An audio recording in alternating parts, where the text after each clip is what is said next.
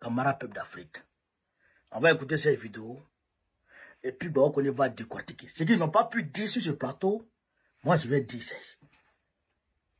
Partagez au maximum cette vidéo. On est parti. Dire, monsieur le directeur du domaine, que je ne suis pas peut-être expert en droit, mais j'ai fait aussi du droit. Et j'ai fait lire une décision de justice. La décision rendue par le Conseil d'État n'a pas dit que tous les actes qui ont été posés avant la décision étaient annulés. Moi, je vous ai jamais parlé de ça. Je dis, à partir du moment où la décision est rendue et notifiée au ministère, vous n'aviez plus à délivrer des actes sur la signature de Abou Baoui. Ce qui a été fait. Interrogé par la gendarmerie, celle que vous avez remplacée, la directrice du domaine de l'Urbain, Mme Fofana Madjalia, a dit dans son audition qu'effectivement, nous avons été notifiés de la décision rendue par la justice. Mais j'ai continué à faire les documents au nom d'Abou Baouli parce que mon chef a demandé que je le fasse ainsi. C'est écrit noir sur blanc.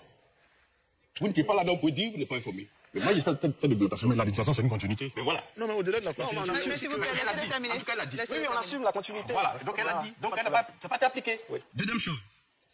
Tout à l'heure, vous avez dit que pour éviter le guide parallèle qui Écoutez très bien. vous avez demandé qu'on stick.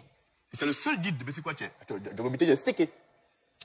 Je dispose de plusieurs ordonnances des juges qui vous ont été notifiées, à partir desquelles des compulsoires ont été faits dans vos guides qui sont au ministère. Et en même temps, à Djorobité. Sur les guides qui sont au ministère de Djorobité, les lots sur lesquels le nommé Komé Bakari a obtenu ses ACD, dans ces guides-là, le nommé Komé Bakari ne figure nulle part. Sur quelle base donc vous avez délivré tous ces ACD à M. Komé Bakari, quand bien même qu'il ne figure dans aucun guide que vous-même vous avez stické. D'où sortent ces attestations en lui qui ont permis de créer ça. L'individu lui-même, Komé Bakari, on a un peu inquiété sur lui. Pour comprendre un peu comment il arrive à faire tout ça. Dans les actes qu'il dépose sur vous, pour demander les ACD, il fournit une carte d'identité. Tu as un numéro qui est ici, qui est officiel, je ne vais pas le lire, sur laquelle il est de nationalité ivoirienne. Né le 20 janvier 1979 à Bobo-Ga-Bégerville. C'est cette pièce-là qui est dans toutes ces demandes d'ACD. Mais l'individu en question, et cette pièce a été faite en 2015. Le 11 mars 2015. Mais en 2016, lorsqu'il est devant le tribunal d'Abidjan, poursuivant encore un Ivoirien pour aller casser sa maison, il dépose des documents dans lesquels, cette fois-ci n'est plus Ivoirien, mais il est né au Mali et il est malien. Et donc, il a une double nationalité avec laquelle il agit une fois au ministère et une fois devant les tribunaux. Et donc, la question que je pose, sur quelle base avez-vous pu délivrer les ACD à M. Koumi sur les lots des gens, alors même qu'il ne figure ni au ministère, ni dans les guides de Djorobité? Question bien. Camarades peu d'Afrique, pays de Côte d'Ivoire. Vous avez écouté M. Assali, qui a mené ses enquêtes sur M. Komé Bakari. Mais c'est pour Komé Bakari, on sait, mais il y a d'autres cas aussi. Mais on va vous expliquer ce qui se passe. M. Komé Bakari est un Malien vivant en Côte d'Ivoire qui a fraudé sur la nationalité pour avoir la nationalité ivoirienne. Parce que si il avait suivi la procédure normale pour avoir la nationalité ivoirienne, ils allaient mettre né au Mali, mais naturalisé ivoirien.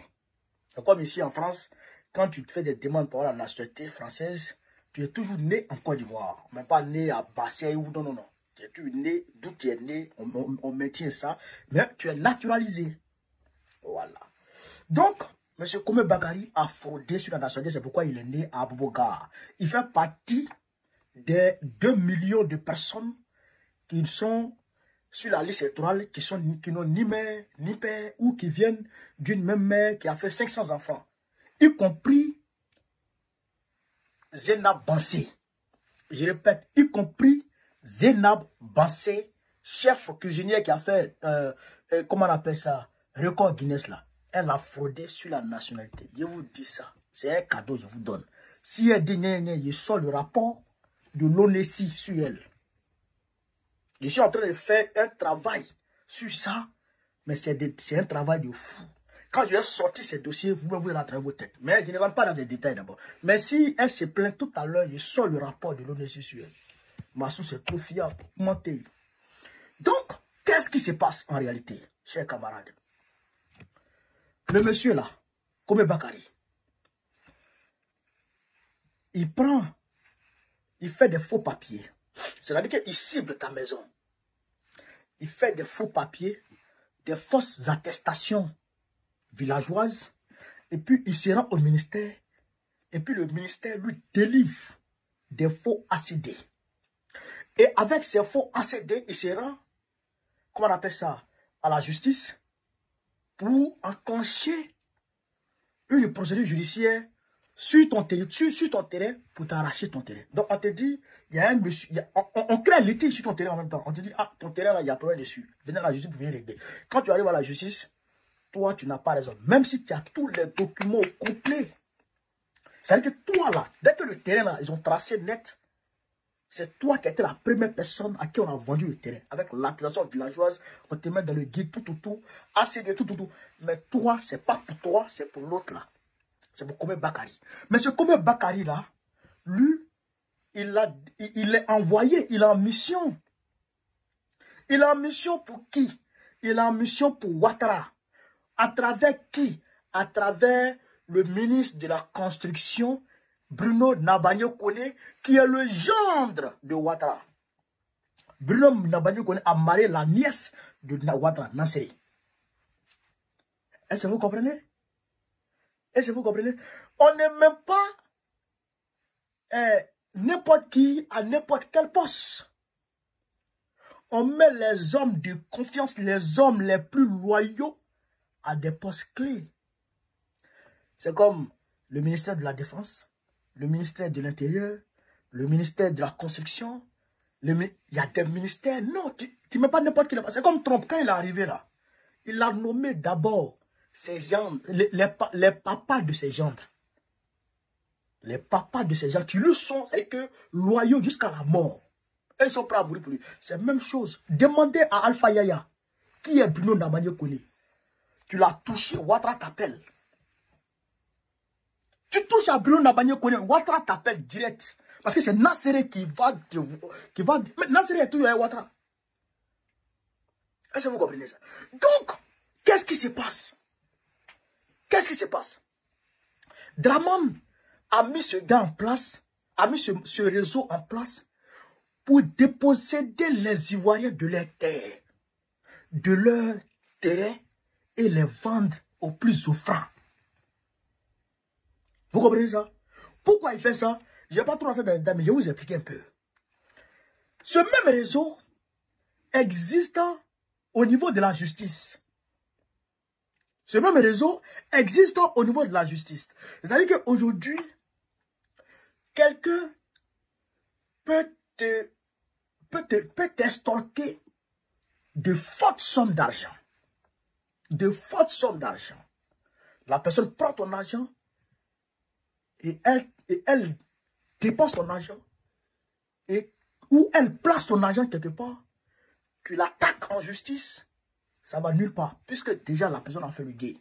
Même si on arrête la personne, on met la personne en prison, derrière le juge passe, comment on appelle ça, le ministre de la justice passe pour te dire, pour intimer l'ordre au gars pénitentiaire de faire sortir le gars, et puis le gars, on va le cacher quelque part, et puis ça passe. Mais ça s'est passé avec les vendeurs, les narcotrafiquants. Il y a un narcotrafiquant qui a disparu entre la Maca et puis la banque. On dit les gens l'ont suivi, il a dit, ça va pisser derrière la maison, il n'a pas dit pisser, puis il est parti. Un narcotrafiquant. Vous comprenez ça? Donc, ce réseau est vaste. Mais pour le cas du litige foncier, eh bien, chers camarades, je vous ai dit que la Côte d'Ivoire aujourd'hui est trop endettée.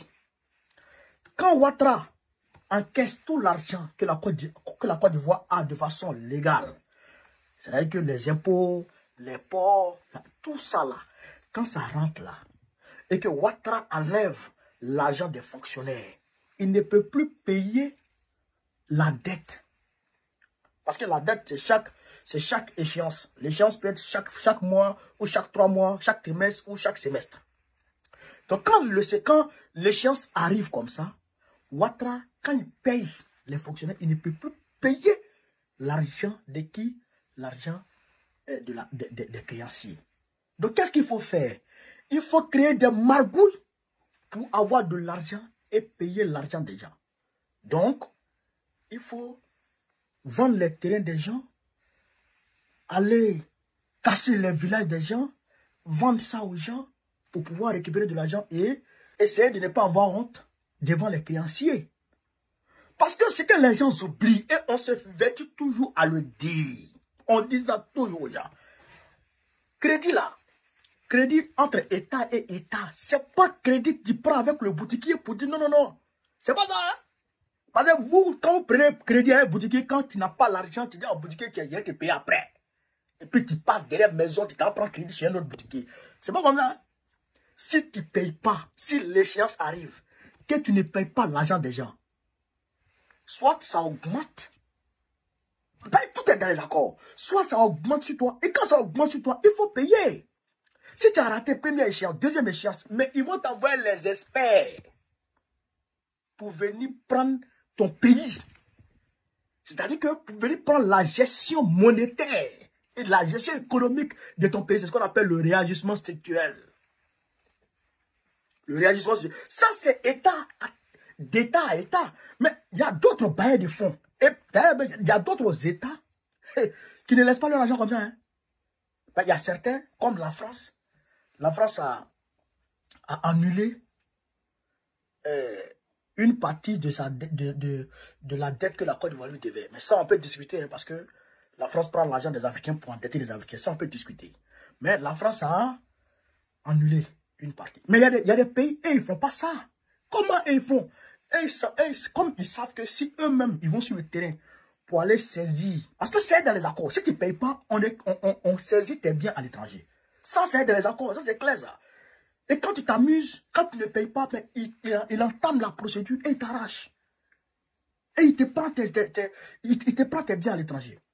Donc, pour éviter qu'il y ait des incidents diplomatiques entre pays et pays, alors, ils vont voir les vautours. Ils vont voir les fonds vautours. Ils vont leur dire, par exemple, la Côte d'Ivoire me doit 100 milliards de dollars. Si je veux forcer, je vais créer un incident diplomatique entre la Côte d'Ivoire et moi. Donc, comme vous êtes des particuliers, est-ce que vous pouvez récupérer l'argent? Maintenant, eux, ils vont discuter entre eux. Maintenant, les fonds vautours vont dire, bon, on prend ton crédit là, ça coûte 100 milliards. Nous, on prend ça à 80 milliards. Tu dis quoi? Le d'accord, mais Ouattara ne paie pas crédit. Donc, il va dire, bon, moi, je vous vends ça. Les fonds vautours décaissent le jeton. Bah. Et puis, ils vont maintenant derrière Ouattara pour dire, on a payé la dette que le gars là, la dette que tu devais au gars là, on a payé. Maintenant, ce n'est plus à ce pays que tu dois ça. Nous, tu dois maintenant. L'échéance, c'est sur tant. Qu'est-ce que tu dis? Qu'est-ce que tu dis? Là, maintenant, ça devient compliqué. Parce qu'eux, ils ne jouent pas. Tu t'amuses, ils vont saisir tes biens. Eux, ils ne jouent pas. Eux, il n'y a pas fait l'incident diplomatique. Non. Eux, ils ne jouent pas. Tu t'amuses, ils vont prendre tes biens. Alors, qu'est-ce que tu fais dans ce cas? Tu es coincé au mur. Là, maintenant, tu es obligé, quand l'échéance arrive, pour ne pas avoir honte, tu es obligé d'aller prendre crédit encore pour venir payer leur crédit. Donc, tu t'endettes encore. C'est à ce moment, les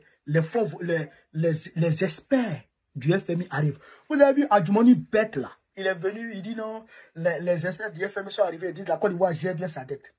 Quoi? Les experts ont dit ça? Sans-nous le rapport? Ils n'ont pas donné le rapport. Les experts du FMI vont se déplacer pour aller chez toi. Pourquoi? Ils vont aller voir là-bas. Si tu gères bien ta dette là, ils vont aller voir là-bas. Frère, si tu vois quelqu'un à qui tu dois se déplacer pour aller chez toi là, c'est parce qu'il y a un problème dans le paiement. Oui, si tu vois Joe, ton créancier se déplace pour aller chez toi là, c'est parce qu'il y a un problème. Sinon, si tout est clean là, il est là chez lui à la maison et puis tu envoies son argent.